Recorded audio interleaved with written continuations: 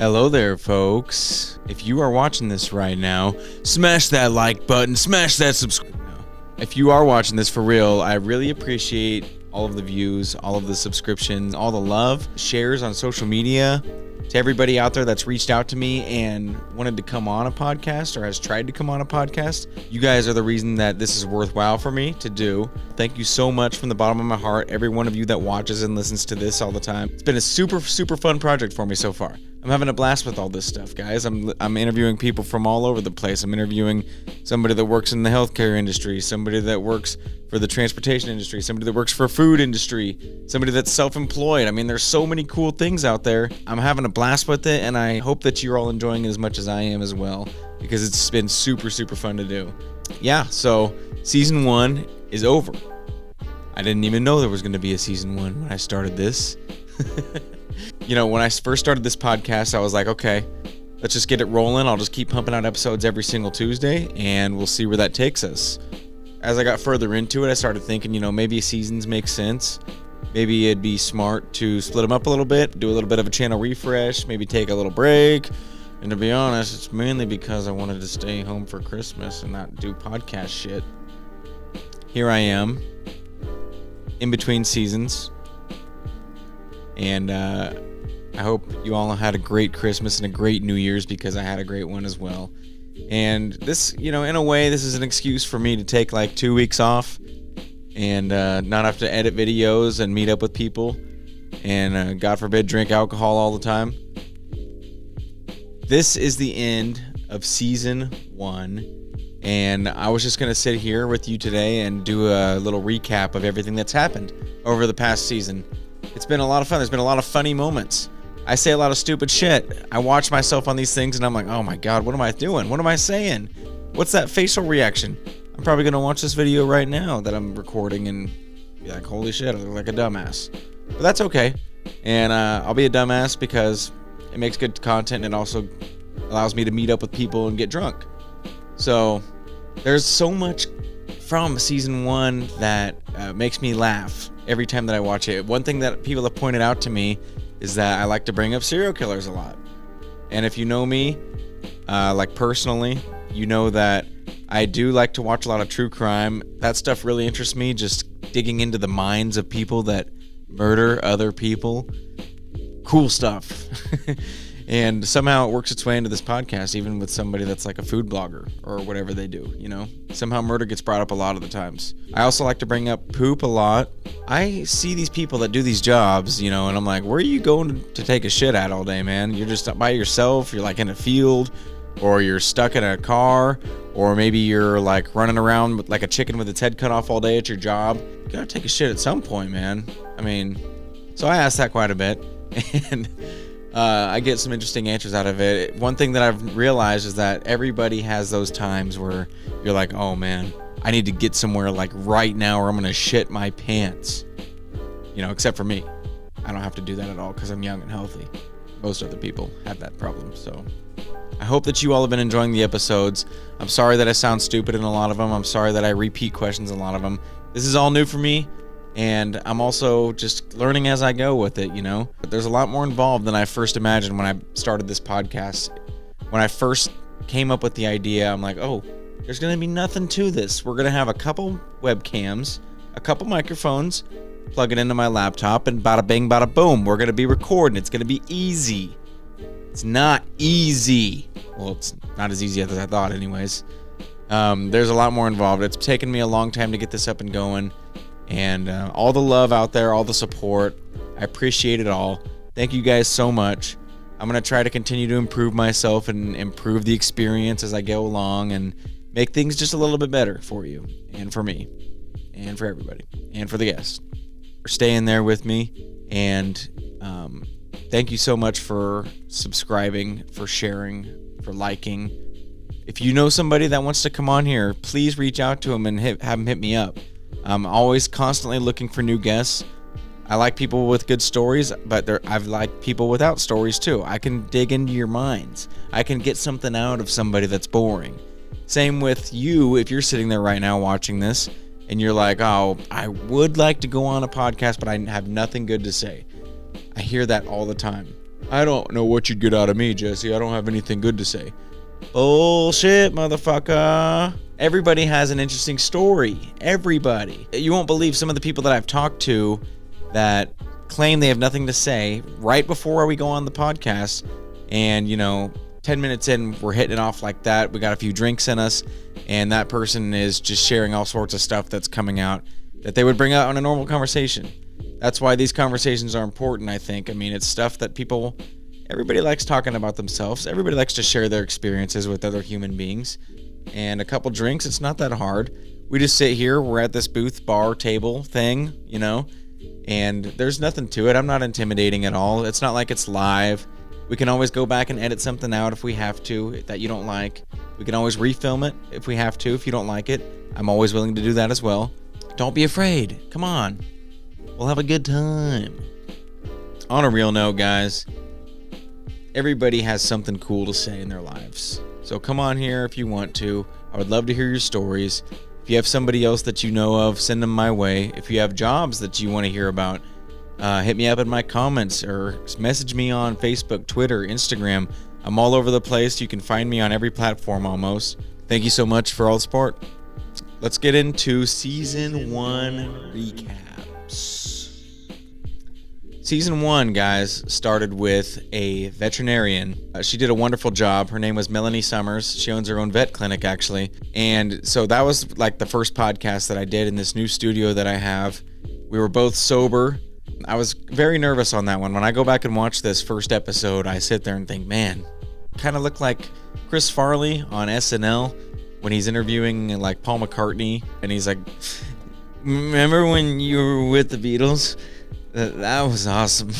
That's kind of the vibe I get from this podcast. So let's go ahead and watch a funny clip here. I think this is about her chopping dog nuts off, which she claims is one of her favorite things to do on the job. Let's go ahead and give it a listen. So I don't chopped a lot of balls off. That's actually my favorite surgery. Are you serious? Yes. That's demented. Well, it's I don't know. It's not for that reason. It's just it's kind of like popping a pimple. I'm not a fan of that either. Why is that your favorite surgery? It is. It's one of those things. I shouldn't describe it, but you just pop them out, and so it's one of pop them out. When you remove them, yeah. So you have to cut it first, though, right? Well, yeah. You cut the outside out, the skin layer, and then you pop them out. And so it's one of those things where it's just, I don't know, kind of like I said, like popping a pimple. Some people, I don't like how you describe that. You just pop them out. Some people get the joy out of it. So that is a great clip that I got out of that. One of my favorite things to do is to dig into people and kind of get the nitty gritty about stuff that's weird that they do or things that they like that are weird. And actually, I even happened to bring up serial killers in that clip there. First podcast ever. I say those people sound like serial killers that like to chop dog nuts off because it's not like popping a pimple, Melanie. Come on. You're taking a dog's nutsack and cutting it open and popping the testicles out. I mean, it just makes me cringe thinking about that. And maybe it's because she doesn't have testicles herself that she doesn't really get that weird, like, nauseous feeling. But to me, interesting stuff that somebody would enjoy that. When someone like me just thinking about it makes me cringe. So shout out to you, Melanie. Thank you so much. That was a super informative podcast, by the way. She went into starting her own business, what it's like working with animals, how you can get into doing that. Shout out to Melanie Summers and Prairie Ridge Vet Clinic. She did a great job. So let's go to the next one. On the next podcast, I actually interviewed a UPS driver. And this one is super interesting because it's actually by far my most popular video on YouTube. Don't know why. Maybe there's a lot of people out there that are looking to work for UPS. Maybe people just want to know about those people that bring them stuff in those brown vans. And they're like, who's this guy? What are these guys about that drive onto my property every day, honking their horns? This video has like 6.4K views right now as we speak. So that makes me super happy. Obviously, it's given me a lot of growth on my channel, I think. And that's mainly because YouTube is sharing the shit out of it. I don't know if that's because there's a lot of UPS people out there that are just tuning in or people that are trying to work for UPS. I don't know. Something's made it pop off. Something's made it popular. It could also be because he talks about shitting on the side of a road. So let's go ahead and take a look at this clip here. of Jacob Smith talking about how strict it is working for UPS. Pulled out in front of him like it wasn't his fault. Oh no, everything there is your fault. No matter what? No matter what, it's your fault. Anything. Even if somebody slams into the side of your truck? Yeah, yep, that's your fault. What? Yep. How does that work? I don't know. Man, so that just blows my mind how strict he says that they actually are with, like, if you get in a wreck and somebody slams in the side of you, it's your fault no matter what. I still don't quite understand how that's possible or how that works, but that's what he claims. Also, just the fact that these UPS guys are, like, strict militant, even in all of their training. Like, they all shave their faces. They're going through basically a basic military training before they actually get the job, and then there's like a 30-day grace period. It's just crazy stuff. Super strict job, but pretty rewarding from what I understand. He actually enjoys it a lot. He's not talking that much shit, guys. I know a lot of people think that he's talking a lot of shit. You know who's talking shit are all the commenters on this UPS boy. Jacob Smith, a friend of mine. People are trashing him in these YouTube comments, man. I mean, he's just telling the truth. It's not like he's sitting here making stuff up. Cut the guy a break. It's just because it's different where he works doesn't mean that it's the same experience where you work. Yeah, quit with the hateful comments, guys. On to the next one. This next podcast was another friend of mine who is a beer brewer. His name was Brandon Fair. He works for River City Brewing Company in Wichita, Kansas. And he talks about how he got into brewing beer, how it was a hobby beforehand, how he's now doing it for a living. And he also got me pretty trashed, not going to lie. He brought like 4 different beers on, and, the whole time we got to try them all. So we're opening a new can. He's opening a new bottle. He gave me this German chocolate cake beer.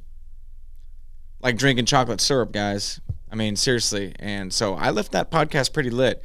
But we had a great time. Here's a clip of him right now talking about how he likes to get drunk. And getting drunk is part of brewing beer, They get drunk at work, they get drunk at home, and some of his best beers he's ever brewed were from getting drunk. So here's that clip now.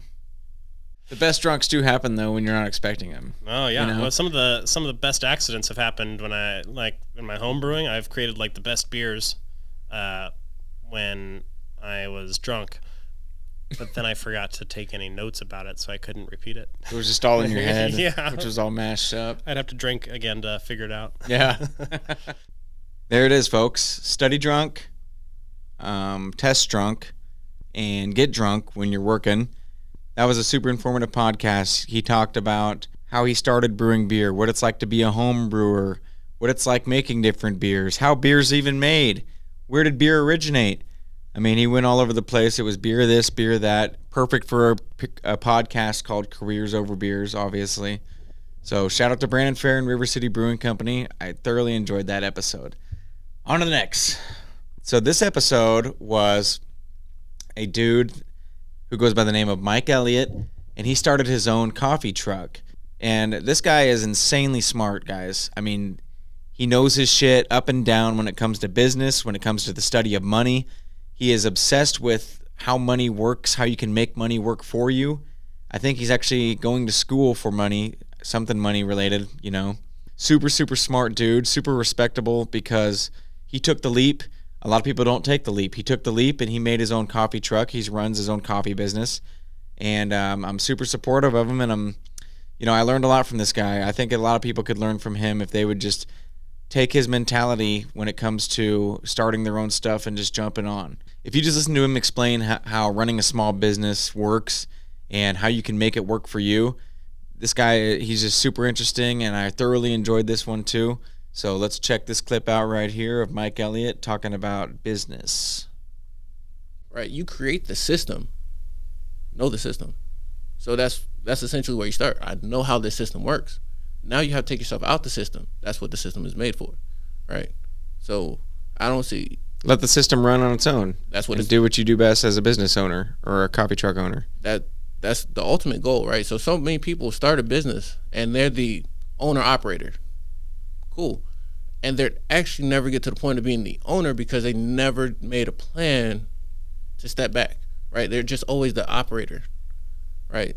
So I'm looking at it from the standpoint of just like, the idea was to be an owner operator and figure out this system, let the system work. take myself out and actually be an owner and reap the benefits of being an owner, right? You can still take care of your people. You can still stand in. You can still do that, but that's not your primary thing. Your primary thing is to make sure that you can expand the business, grow the business, right? And ultimately let the business work for you. That's what we get into it for, right? Eventually have a system that works without us. Really, really cool clip there of Mike Elliott talking about how owning and operating a business, how the ultimate goal is to really let it operate on its own. You create this well-oiled machine that is fine on its own, and you actually get to a point where you step back. And it's super interesting to me to hear him talk about that, and that's kind of what the whole podcast was him giving life advice like that and giving me his perspective on how he thinks that things should run and operate and how to get the most out of starting your own business and how you take advice from the people that have already gone through it and done it.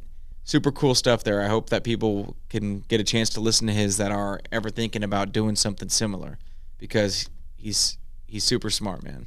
This next episode was my boy Stephen Brady. He is a knife maker. He's made me a couple knives, actually. And if you watch the episode, you'll see that we have knives all over the table here. It was fucking awesome. He's made me a couple knives that are some of the sharpest I've ever used. They're also beautiful looking because they have that textured metal on the outside, and one of them is even Damascus. If you don't know what that is, look it up. Here's a clip of Stephen Brady. Of course, murder is brought back up again. That is a recurring theme throughout my podcast. Don't know why, guys. I don't know. There's something going on with me. We brought up murder, and I mentioned if he made a murder weapon, how cool would that be? Go ahead and check out this clip. Here we go. How would you feel if you made a knife and it was a murder weapon? I've had so many people ask me that, and like that is nothing that ever comes up in my cognition when I'm making a knife. I think about that stuff all the time. I'm just a weirdo, though. Yeah. It might be infamous. They might put this in a museum and say this was the murder weapon that Jesse used. And then they can always see that it's your knife. I sneak in there and just dremel out my touch mark. But no, people might be like, wow, he used a cool ass knife to do that. Yeah, maybe. Yeah, could be good for you. Yeah, I don't know. Yeah. Shocking. We get on the subject of murder. Stephen Brady, folks, he's an amazing dude. He loves nature. He loves working with plants. He talks about his career in horticulture and how he just picked up knife making on his own. One day he went out to the forge and decided to start pounding out metal. And now he's making some top-notch knives. I mean, high-quality stuff. He has an Instagram and a Facebook you can find on his episode page. Go check him out, folks. I had a blast with him. He cuts up all the paper and stuff. You saw that on that clip there. And, yeah, super sharp knife, super fun episode, super good dude. Off to the next one. This next guy is Jesse McCurry, and he works as a commodity leader. So he kind of works for farmers. He's a voice between like the government and farmers in a way, where he fights for a bigger budget. He fights for more benefits for farmers, and he works with sorghum specifically. He also has his own podcast called Sorghum State Podcast. Go check him out. We dive into GMOs. We dive into what it's like getting into the agriculture business, all the opportunities to work in agriculture, how you can work from home, how you can work in an office. There's all sorts of things out there. You don't just have to be a farmer if you want to work in agriculture. So, again, super important, and I had a blast with him. Here's a short clip of us talking about bull semen. Don't know how that came up, but that's why I like doing this podcast, because shit like that comes out, you know? You would never guess a commodity leader. We're talking about bull semen. Enjoy this clip. Have you been willing to do any bucking of bales or something? You don't want somebody to walk up and go, where's the cow house? Where's the milk or the semen from? Wait, they come out of different holes? Yep. Explaining how he doesn't want people, coming that have never worked on a farm in their life. Understandable. Good job, Jesse McCurry. Thank you for coming on, man. Go check out his podcast, Sorghum State Podcast. And now we're off to episode 7. So episode 7 is cybersecurity professional. And his name is Stephen Bowling. He owns his own cybersecurity business. This podcast kind of freaked me out, guys. He is going into this giant industry of people who hack and basically operate like a full-time business. A lot of them have help desks. A lot of them clock in on Monday morning and then clock out again on Friday afternoon.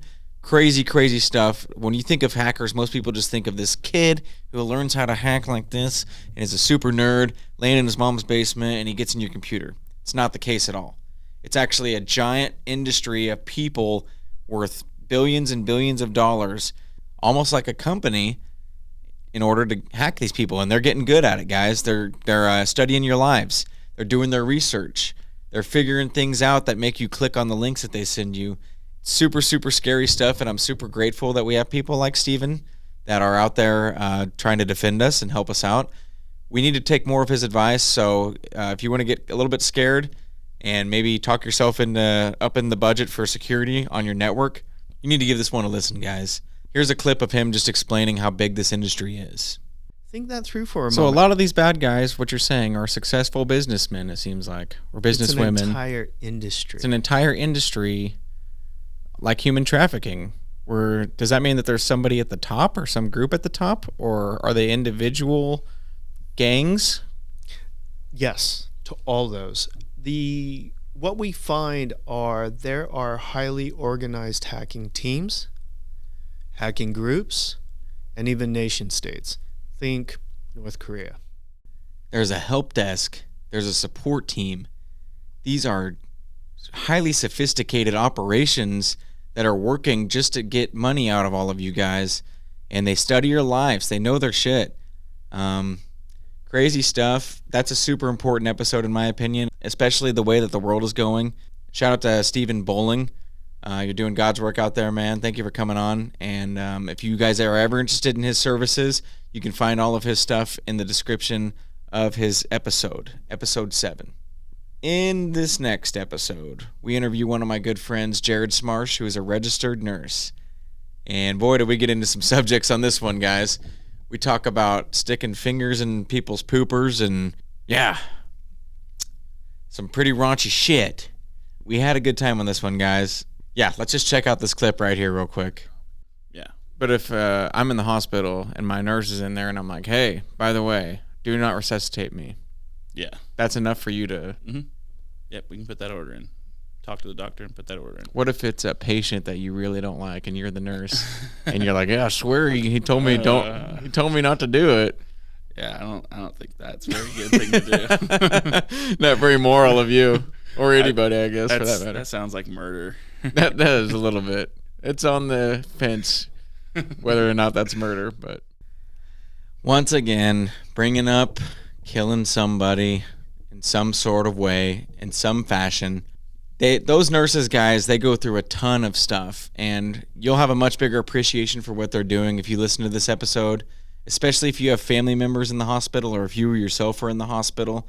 Just knowing what they're juggling and what they're going through, you'll just have a bigger appreciation and wish them well. You don't want to treat them like shit when they're the ones taking care of your family. Obviously, they're going to do their best work all the time, hopefully, but they go through some crazy stuff. They're cleaning up poop. They're dealing with really, really old people that you probably shouldn't break the ribs on if they're dying. They deal with traumatic injuries, people that are already brain dead, basically, and they got to deal with the family members on that. They go through a ton of stuff. They also stick fingers in buttholes sometimes. Super respectful job. You know, they should probably get paid more. He did a great job of explaining everything. And, yeah, super thankful for these kinds of people, guys. Off to episode 9. Episode 9 is Magician and Dancer, my first double podcast. Had a lot of fun on this one because there was 2 of them.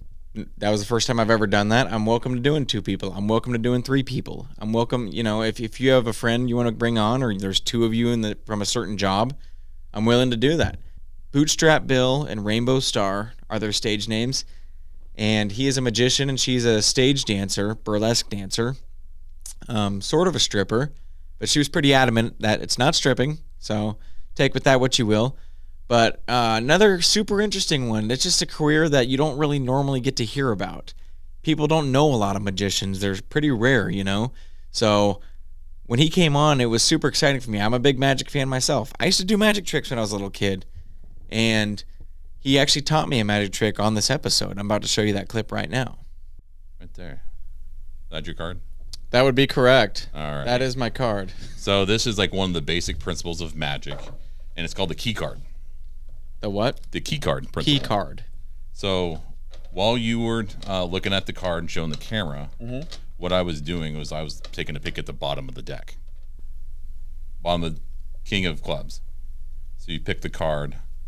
Doesn't matter what it is because I don't know what that card is. So you put it back on top of the deck, and then you cut it.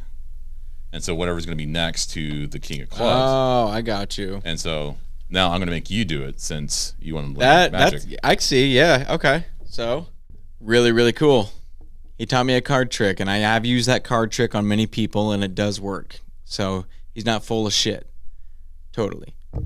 He did admit magic wasn't real, so I got that out of him. I also got his girlfriend to explain what burlesque dancing is, which still kind of sounds like stripping to me, but they were two wonderful people. That I had a really, really good time with them, and it's a hard industry to be in when you're doing entertainment like that. So they kind of explained the ins and the outs of it and how tough the grind can be. Yeah, Bootstrap Bill and Rainbow Star, thank you so much for coming on. Thank you for teaching me the magic tricks. Thank you for explaining to me what you do. And I hope people use you. If you guys are looking for somebody to give you some entertainment at a party or a festival, hit up Bootstrap Bill and Rainbow Star. Their information is in the episode 9, in the description. Episode 10, we have another friend of mine, Cale Dreiling, or as I like to call him, Christopher Walken. He does kind of look like Christopher Walken, guys. When you look at him, you're going to be like, yeah, that does look like Christopher Walken. He mows lawns for a living, and he owns his own business as well. So shout out to him for doing that. Big fan of small business owners. He goes into all of the stuff that they go through on a day-to-day basis. Walking along the curb, dealing with hobos, all sorts of crazy shit. He has lots and lots of stories. He actually has so many stories that he wants to come back on and do a part 2 at some point, which I told him we'll do. So go watch his episode. He's super funny and gave me a lot of good stories. In this particular clip here, he talks about getting hit by cars and how he just likes to flip them off the entire time, which, you know, Cale, love you, buddy. If I'm standing on the curb, that means you cross the yellow line. So if I get pissed and like throw a rock at your shit, like you fucking hit me with a car. I don't care. Dang, that's and kind I'll of do sketchy. that. And if it hasn't happened yet, but if anybody ever gets in fisticuffs with me because I flipped them off, it's because they fucking honked at me. Don't honk at me because I'm doing my job. I'm walking the curb. People do that? Oh yeah, I'll be walking on top of the curb, edging out in front of me, just moseying along there. Get out of the way, Dick. I'm like, so this guy's edging during the day. Right at noon, asshole. I'm trying to go to lunch. I'm trying to go to lunch and he's working in the street. Can you believe that? This guy must be a fucking bum. No. I just flip them off as long as they can see me until I can't see their car. Do you really? Oh yeah. Yeah. Cale Dreiling, gotta love you, man. He gets hit by a lot of cars, apparently. Yeah, people that just don't give a shit, that are just driving down the road and are like, what is this asshole doing, mowing our city lawns? And they'll honk and honk and honk like he just described. And yeah, sometimes you just gotta flip somebody the bird for a while till they drive away. Shout out to Cale Dreiling, dude. Thank you for the funny stories. We'll do a part 2 at some point, hopefully. So off to episode 11. Episode 11 was really funny. Ellen Loomis, she's a seamstress, which, you know, again, is another job that she said she would have nothing to talk about. I mean, what are you going to talk about? Sewing all day? Well, she did, and she killed it, and we had a great conversation, and we talked about a lot of funny stuff as well. In fact, the clip that I'm about to show you talks about tailoring a banana hammock. And you'll see her reaction to that right here. Let's check it out. I've never done alterations on underwear. So if I gave you my banana hammock and said, hey, do you mind... as long as it was washed. You mind tailoring this to me? Well, that would be kind of sad if you needed it tailored. I'm just saying. That's true. Don't judge people, though. Don't judge. Maybe I'm getting it tailored like for an extension. Yes, Ellen, it would be sad if you needed to tailor a banana hammock, but what I was really asking was about an extension. No, Ellen Loomis, she did great. She talked about what it's like sewing all day, what it's like being a seamstress, what the differences are between the UK and United States of America. So I got some super interesting perspectives and stories there. We also had a lot of fun, and we drank some vodka. And we drank some brandy. Thank you so much for coming on, Ellen Loomis, and shout out to Scott Loomis, her husband, who got that arranged for us. A lot of fun stuff on that one, and off to episode 12. Episode 12, with Alan Vinjon talking about being a crop consultant. You would think, oh, well, Jesse, if you're talking about just being a crop consultant in the agriculture world, it's no way that you could possibly bring up a serial killer, but I do. We bring up BTK. You know why? Because he talks about BT corn. Do you know what BT corn is? It's a form of corn that's genetically modified, apparently, to make these insects die. Let's watch the clip right now, and you'll see what I'm talking about. I don't know if you heard the term BT corn. BTK, I've heard of that. No, let's not go down that hole. Maybe that's where he got his name. BT corn is it stands for Bacillus thuringiensis. So BT corn is the name of that one that's genetically modified? That's one of the genes, and yeah, a lot of the corn that we grow now. That's amazing. I think you guys named that after BTK. No. Yeah, like you're killing mass amounts of insects, and you're thinking of serial killer names for them, which I think is clever. We'll call this one BT corn. BT corn. Super funny stuff. If you know the serial killer world and you are into serial killer documentaries, you'll understand why that's so funny. Because it's just, there's nothing else like it. It's BTK, and I heard BT corn. I'm like, okay, yeah, that's exactly where my mind's going to go. And then it actually ended up working out because he talks about how BT corn kills all the insects that consume it, and their guts explode, and they die. And I told Alan, maybe that's why they call it BT corn, because you're killing things. Super corny, I know. Yeah, good stuff. Brought up serial killers with a crop consultant. What else can you do, Jesse?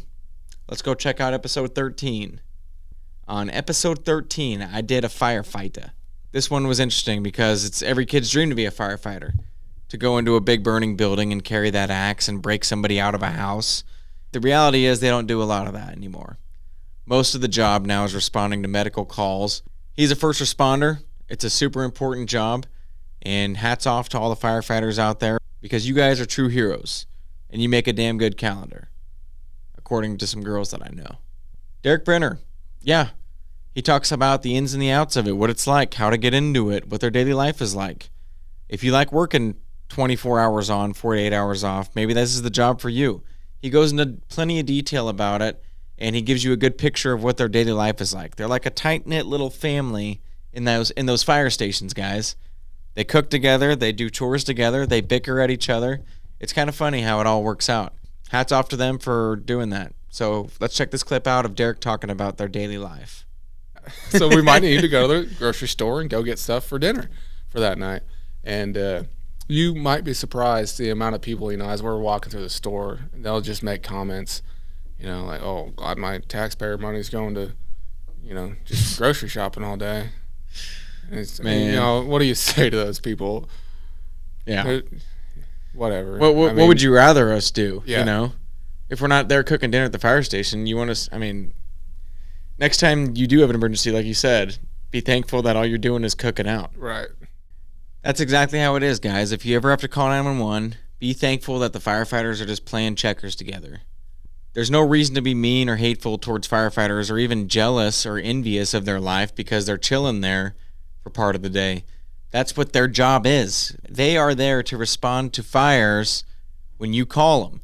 You don't want them to be busy all the time. You don't want your taxpayer money to be putting them to work 24/7. Then they're not ready. If you're somebody out there that's bitching about firefighters being at the grocery store during the day because they're buying dinner for themselves, you need a reality check. And maybe you need to take things into perspective. Watch this episode with Derek Brenner and understand. On to the next episode. This episode 14, we have an insurance agent, Allison Betson.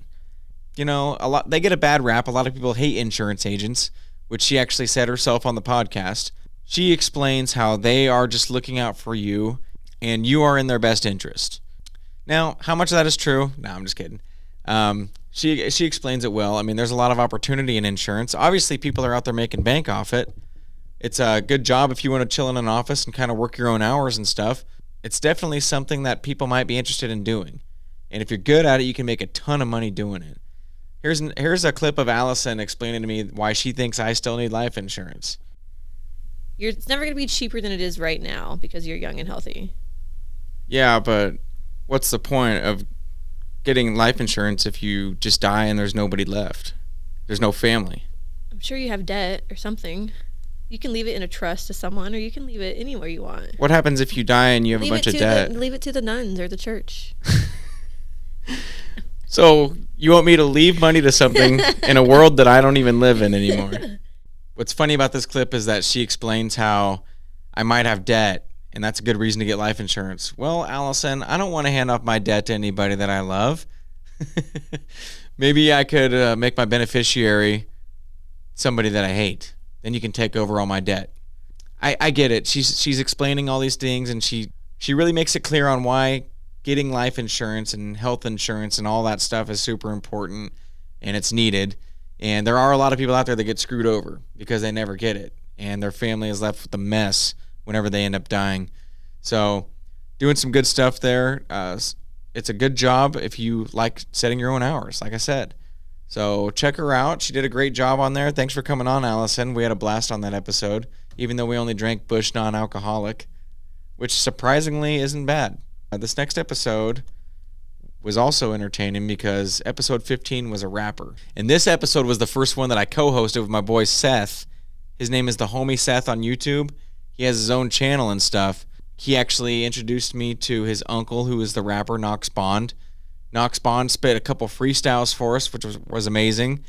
And he also talked about things that he's done, how the rap industry is, the music industry, doing beefs, joining the Freemasons, all sorts of crazy stuff. And he spit 2 really good freestyles for us. So thank you, Seth, for bringing him on, and thank you, Knox Bond. Let's check out this freestyle that he spit for us at the beginning of the podcast.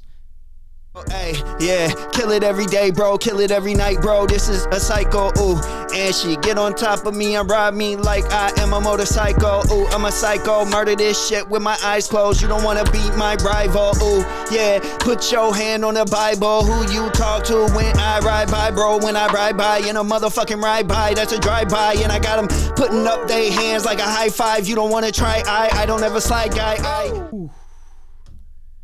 Actually killed it on there. Did a great job. Thank you for coming on and spitting, Knox Bond. I had a ton of fun on that episode. Never did freestyles before. Never played live music on a podcast before. Never had a co-host before with the homie Seth. So thank you both for setting that up and making that happen. I really appreciate it. Everybody go check both of them out. The homie Seth has his own YouTube channel called The Homie Seth. And then Knox Bond also has his own YouTube channel. You can find him under Real Life Music. And all of his other channels are in my description of that episode. So go check him out. He's doing good stuff. He just put out a new album. Thanks so much for coming on, Knox Bond. This next episode, episode 16, is a buddy of mine, Jared Stroot. Shout out to Jared Stroot. And he's a well driller. And with drilling wells and other jobs of that nature, you have some risks. You have some hazards. Jared actually lost 3 fingers. Let's listen to him talk about it right here. I feel like well digging's more manly though. It is. I mean, it's a manly job though. I mean, look at my hand. You know, it's dude. Yeah. Show the camera that real quick. What is that? Which camera? That one. Yeah, there you go. What do you got going on there? You're missing 3 fingers, or is it 2? It's basically. Can you show there? It's about 3. About 3. Yeah. How the hell did that happen? It all happened down in Oklahoma, where every great story starts. Damn Oklahoma. Right? I know. Man. 3 fingers right like this. It's these 3 right here. And ooh, that's pretty gnarly, man. You're a tough bastard, and it takes tough bastards to do jobs like you. So thank you for coming on and sharing that story, and also sharing what it's like on the job, what you do all day long. He also got into a lot about the water table and the quality of water on Earth and how it's being polluted and how we need to save it. He's somewhat of a conservationist. So he's doing a lot of cool stuff out there. Lost those 3 fingers, still trucking along. Didn't let him slow him down at all. And he's doing a good job. So thanks for coming on, Jared. That was a fun day. That was actually a day where we were at the bar together, and you just said, let's go do a podcast. And I was like, all right. So we borrowed a couple shot glasses from the local bar and came in here and sat down and did a podcast. So thanks for coming on, Jared. Episode 17, we have a personal chef. Carl Taylor, my man, you killed it. I had a lot of fun on this episode because I'm really, really into food and cooking. I cook a lot myself, not nearly as much as you, and your unique perspective on cooking and food was out of this world. I mean, it was such a cool experience for me to listen to you explain that. Let's go ahead and listen to a clip real quick of him talking about how he merges cooking and witchcraft and how he made those two worlds combine. Here he is talking about it. A potions class, like Professor Snape's. Like this is what you would be in, right? This is potion class. And so here you have, we're gonna go back to the doppio, and you're just going through your day, and you're like, oh, I need a speed potion. So you go, they take these beans from the forest, they roast the beans, they crush in the beans, they push it through this hot water, and what you're left with is this really bitter, potent substance that, we drink, and we're just like, oh, it gives you a shit ton of energy. It's like, wow, it changes your state, right? So in a way, that's kind of like a potion. Which is coffee, right? Exactly. Yeah. And then like a really advanced potion for speed would be like methamphetamines. People are taking all these raw substances, creating this whole new process, and it's like, this will fuck you up for days. Like, you ain't gotta sleep, man. Fuck you up for days. Yeah. Really, really cool stuff. Nothing that I've ever thought about in my life before, that a food or a drink is a potion. And when you're grinding up the coffee beans and making it into a warm cup of coffee, you're actually making a potion, a speed potion. So that's just such a unique perspective and very, very cool. He's a super interesting guy. I hope to do more work with him in the future. We've actually talked about doing a couple spinoffs where I do like a cooking show with him, or we'll do like a special episode where we cook together. So hopefully that happens. Thank you so much for coming on, Carl Taylor. I appreciate the unique perspective, and let's get together again someday, buddy. Episode 18 is next. What do we got for episode 18? Brett Mater in the house. Brett Mater is an electrician, and we had some crazy stories on that one too. I mentioned, getting executed once again. We also mention ways to die by electricity, and if anybody has ever died, I ask him if I would die if I grabbed onto a power line, and he gave me a resounding yes. We also talk about some encounters that he's had. Let's listen to it real quick. What do you think it would do to a human? Oh, you won't make it through it. I figured that. But would it disintegrate you, or would it just burn you? You would be a black mass on the ground. For lack of better bad terms. for laughing. Yeah, right. It's definitely happened. Oh, it's happened, I'm sure, yeah. And I've heard of stories where they've found a couple crispy critters. I mean, I can't imagine what that would be like, but they was copper thieves. They were trying to steal some copper, and they went Word about to it the the kids wrong out way. there, don't. Stories where they found a couple crispy critters. Not the term I was expecting to hear with an electrician on, but hey, it does make sense. Electricity's nothing to mess with, man. Brett Mater really dove into that, and he gave a lot more info than that. He gave a lot more insight into the trade world and what it's like to get a trade job, how easy it is, how important it is, especially if you're not a college person or you don't want to go to school. There's so many good opportunities and jobs out there. These kinds of podcasts are part of the reason that I keep going, because it's super important for people like him to explain to other people, especially younger guys, that you don't need to go to school to have a good job. There are some that are right in front of you, and some of them will even pay for your training. Shout out to Brett Mater. You're killing it, man. He finally found his dream job, so congratulations to him on that. And yeah, thank you for sharing what a trade job is like. Off to the next podcast. Episode 19. My boy Ryan Denny. We had some fun on this one. He is a beer sales representative, and oddly enough, this beer sales representative brought seltzers onto my podcast. The audacity. He's obviously a pretty good salesman. I mean, the guy got me to shotgun a Truly at the beginning of the podcast, which we'll watch right now real quick. You are a pretty good salesman getting me to shotgun one of these. Well, I try. All right, here we go. Woo, like a champ. Do it. Oh, you're getting old. You're getting slow. I'm out of my element. Woo! Normally, I'm not in front of a microphone at a booth when I'm shotgunning. Yeah. Usually down on a knee with a Smirnoff Ice, right? Yeah. Definitely not my fastest shotgun. Not too proud of that one, but I kind of was out of my element sitting here like this behind a microphone. And it's also a seltzer. I mean, who the hell shotguns seltzers?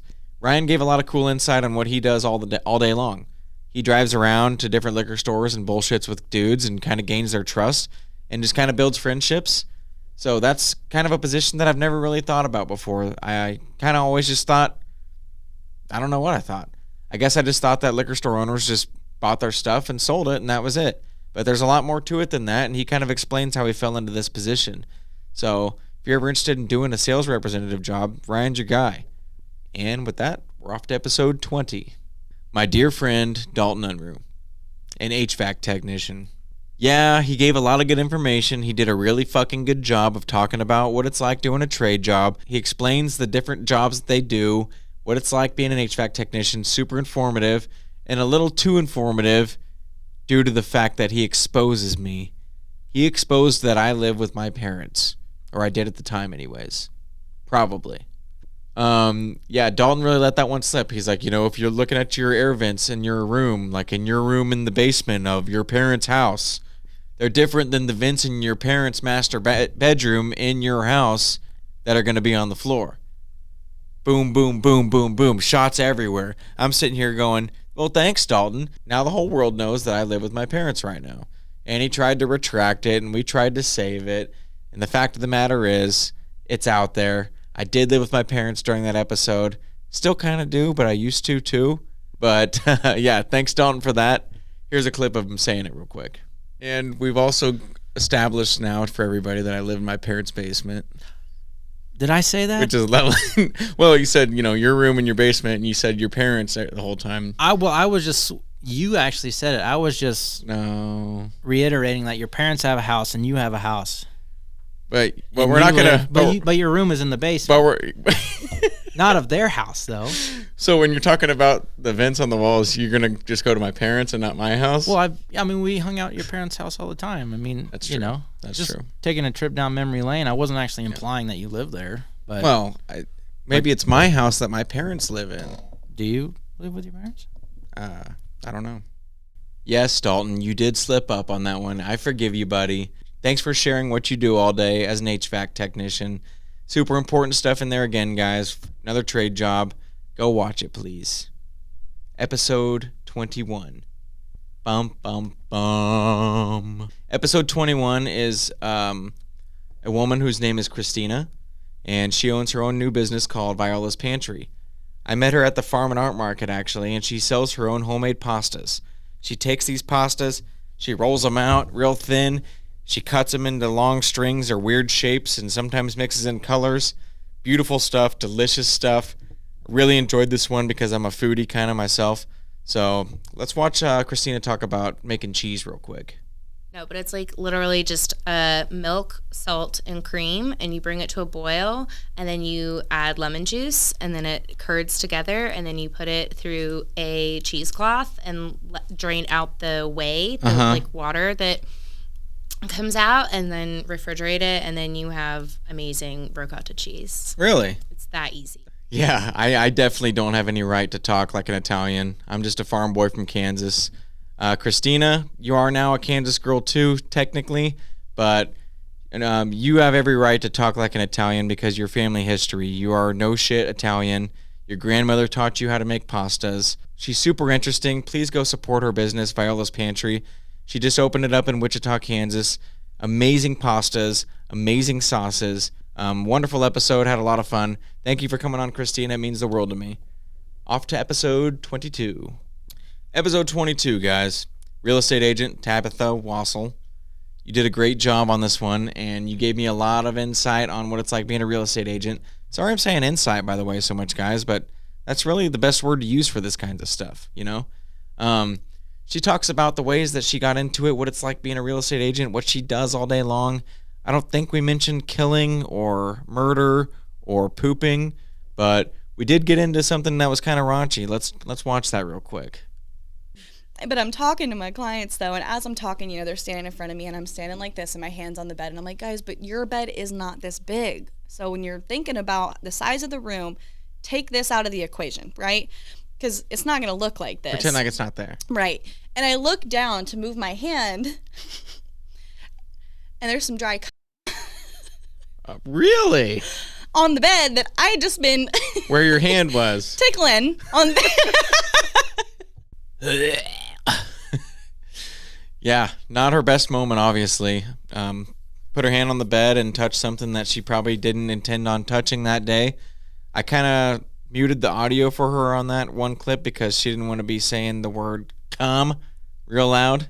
I kind of was surprised that she brought it up on there, but she's a really good real estate agent, and she explains what it's like all day long doing that stuff, how it can be a grind a lot of the times, how you're working 24/7, how the market's oversaturated, how the housing market's going insane right now. All of these things play a big, big factor in her job. So she did a great job of explaining that all. Go check her out, guys, if you're looking for a house and you're in the Wichita, Kansas area. Her name is Tabitha Wassel. Again, another great episode. Thank you for coming on, Tabby. I really appreciate that. Episode 23, my man, Mr. Richardson, my high school teacher that is now a NCAA football official. Crazy cool. It's not that often that you get to talk to somebody in a profession like that. NCAA football official, referee that refs for the Big 12. So I had a lot of questions for him. Obviously, he couldn't say a lot of stuff about some things, but he gave me a really, really good idea of what it's like out there. Actually, I was watching a game the other day, and the whole time I'm looking at these officials, and I just have this newfound respect for them. I'm like, wow, okay, I get that more. I kind of understand where they're coming from or why they're talking that way. Thank you so much, Mr. Richardson, for coming on and explaining all that to us. You also had a lot of confidence. Let's check out this clip of you real quick talking about making bad calls. So mistakes are made. Let's talk about that. Yeah. Have you ever had any calls where you're like, fuck, I made a mistake there. I shouldn't have called that? No. Never? No. It's pretty confident, Mr. Richardson. I mean, I love that answer. The man has some confidence. No. Looking at me dead ass. No. I've never made a wrong call in my life. Respect, man. These guys are insane. The way that they catch these plays, the way that they're watching stuff that's happening so quickly, and they're able to process that and make the right call like 98% of the time. Super crazy stuff. He's also a high school teacher, and he teaches shop and technology. He's an amazing person. He's a great teacher. I took his video classes, and I learned a lot of my skills in video editing and stuff from Mr. Richardson in his class when I was in high school. So super cool guy. I hope he goes NFL soon. He actually just got to officiate the Orange Bowl. Congratulations on that, Mr. Richardson. That's super cool, man. Keep doing what you're doing. Go check out his episode, guys. He did a great job. Off to episode 24 and the final episode of season 1. In episode 24, I'm interviewing a foodie blogger. And it's not just any foodie blogger. It's the ICT Broke Girls, or ATX Broke Girls, as she calls herself on Instagram. Her name is Ashley Abadini, and she actually has grown some social media accounts to a pretty large following, where she goes and reviews food all over the place, all over the cities, all over Wichita, all over Austin. And yeah, she just calls herself a broke bitch that wants to go eat good food. And that's what she does.